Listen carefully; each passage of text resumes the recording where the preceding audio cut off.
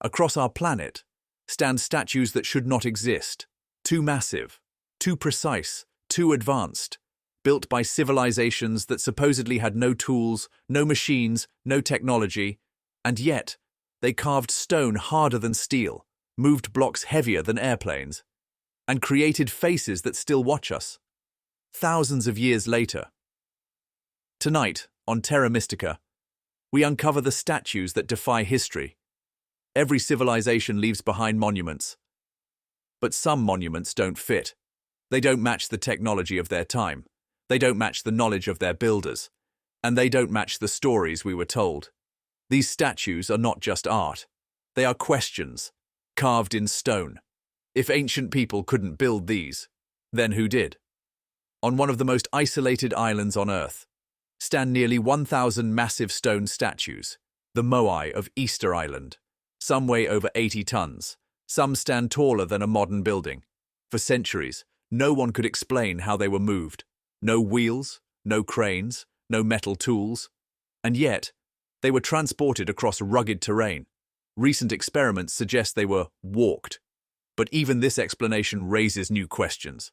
How did they carve such perfect symmetry? How did they move them without breaking them? Why were so many buried?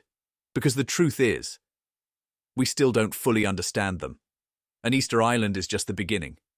Deep in the jungles of Mexico lie colossal stone heads. Each one weighs up to 50 tons, each carved from solid basalt, and each one looks different. Different faces, different expressions, different identities. They were carved by the Olmec civilization, often called the mother culture of Mesoamerica. But here's the mystery. The stone came from quarries over 100 miles away, across rivers, across mountains, across swamps. How? No draft animals, no wheels, no metal tools, and still, they moved them. Why? Who were these faces meant to represent? Kings, gods, or something else? And then, there are statues that look nothing like us. In Turkey lies one of the greatest archaeological shocks of all time, Göbekli Tepe, over 11,000 years old, older than pottery, older than agriculture, older than writing, and yet it contains massive carved pillars, some weighing up to 20 tons, covered in detailed animal reliefs, abstract symbols, strange humanoid figures. According to history, people at this time were supposed to be simple hunter-gatherers, but hunter-gatherers don't build megalithic temples, unless history is wrong. And then there are statues that look not human. In Japan, the dog figurines.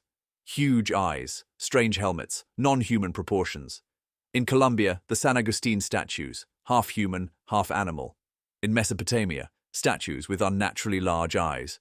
Across cultures that never met, we see the same patterns, the same forms, the same beings. Why? Are these gods, astronauts, mythical creatures, or memories of something real? Many ancient cultures speak of a time before history, a lost age, a golden world, a civilization destroyed by catastrophe, floods, fire, ice. Could these statues be echoes of that world? Not art, but records, carved into stone so they could never be erased. If these statues were not meant to honor kings, if they were not meant to worship gods, then what if they were meant to warn us, to say, we were here before you, we were powerful, and we are gone? So the question is not, how are these statues built? The question is, what happened to the builders? Stone does not forget. Civilizations do. These statues are not mysteries. They are messages. Messages from a past that history erased, and perhaps from a future we are heading toward. If you want to uncover more forbidden history, lost civilizations, and Earth's hidden past, subscribe to Terra Mystica, because the truth is older than we think.